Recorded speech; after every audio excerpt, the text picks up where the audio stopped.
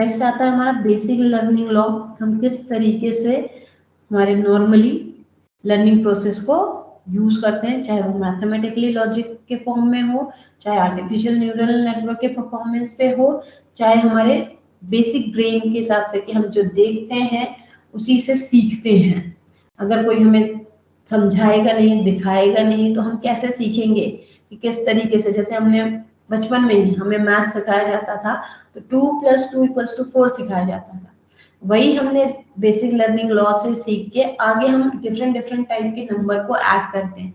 और वो चाहे 2 के फॉर्म में 10,000 नंबर ही क्यों ना हो, हम ऐड करना सीखते हैं। तो ऐसे ही बेसिक लर्निंग लॉ होते हैं जो कि मैथमेटिकल बेस होते हैं, वो प्रॉपरली मैथमेटिकली होते हैं कि इसी लॉजिक के फॉर्म में आप इंप्रूव करते चलेंगे। तो देखें फर्स्ट पॉइंट, लर्निंग रूल और learning process is a method और मैथमेटिकली लॉजिक। जो हमारा लर्निंग रूल होगा और लर्निंग प्रोसेस होंगे वो एक तरीके का मेथड होगा या मैथमेटिकली लॉजिक पे रिप्रेजेंट कराएगा, उसी लॉ पे बेस होता है। It improves the artificial neural network performance and applies the rule over the network. Basically ये हमारे यूज किए जाते हैं कि ANN की परफॉर्मेंस को इम्प्रूव करने के लिए या अप्लाई करना हो कोई रूल उस पर्टिकुलर नेटवर्क पे, तो उसकी इम्प्रूवमेंट के लिए ये यूज किए जाते हैं। Thus, learning rule update the weight and bias level of the network when a network simulated in a specific data environment. जो हमारा लर्निंग रूल है वो बेसिकली उसके वेट या बाइस लेवल पे अपडेट किया जाता है, जो कि उस पूरे नेटवर्क को, ठीक है, उसके स्पेसिफिक डेटा के फॉर्म में यूज करने के लिए अवेलेबल होता है। यानी अगर कोई हम सिमिलरली रोबो बना रहे हैं ह्यूमन ब्रेन की तरह, तो ब्रेन अगर हम देखें, अगर हम एक साथ मल्टीपल टास्क करता है, ऐसा तो नहीं है कि एक ऑर्गन्स एक्टिव है तो बाकी डिसएक्टिव मोड पे आराम से बैठे हैं। हमारे बॉडी के सारे ऑर्गन्स क्या होते हैं, एक्टिव मोड में ही वर्क करते रहते हैं, देन उसी के अकॉर्डिंग ही हम इंफॉर्मेशन प्रोवाइड करते हैं।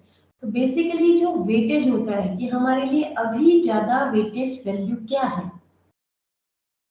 जैसे हमें भूख लगी हो और कोई बोले कि पानी पी के बैठ जाओ, तो पॉसिबल नहीं है। तो हमारे लिए वेटेज वैल्यू क्या हुई कि अभी मेरा टमी एम्प्टी है, मुझे भूख लगी है तो मुझे खाना है, तो वो हमारे साथ सबसे पहले होगा। उसी एनवायरमेंटल बेसिस पे जो स्पेसिफिक डेटा होता है उस डेटा के ऊपर हमारे डिफरेंट डिफरेंट टास्क किए जाते हैं। देन उसी टास्क के अकॉर्डिंग हमारे डिफरेंट ऑर्गन एक्टिवेटेड मोड में होते हैं। ऐसा नहीं है कि सिर्फ एक ही ऑर्गन्स एक्टिवेट हो गए, हर चीज हर एक टाइम पे एक्टिव ही रहेगी। अगर डीएक्टिवेटेड हो गई तो हम ही ऑफ मोड में पहुंचने लगेंगे। Apply learning rule is an iterative process. It helps a neural network to learn from the existing condition and improve its performance.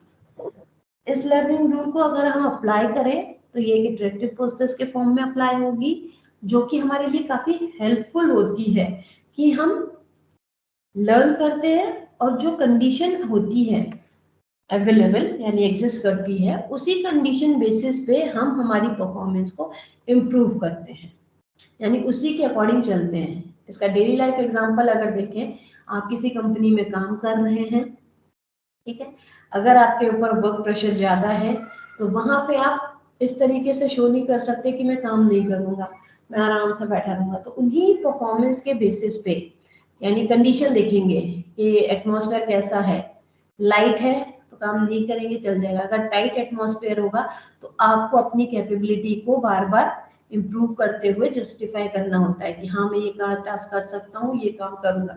अगर आप नहीं करेंगे तो उनके फिल्टर आउट प्रोसेस से आप फिल्टर हो जाएंगे, दैट मीन्स आपको निकाल दिया जाएगा। तो ये आपकी कंडीशन बेसिस पे इम्प्रूवमेंट होती है ताकि आप उसके अकॉर्डिंग ही अपनी परफॉर्मेंस को इम्प्रूव करा पाए। Let us see different learning rule in the neural network. अब हम देखेंगे डिफरेंट डिफरेंट टाइप के लर्निंग रूल जो कि न्यूरल नेटवर्क में यूज होते हैं।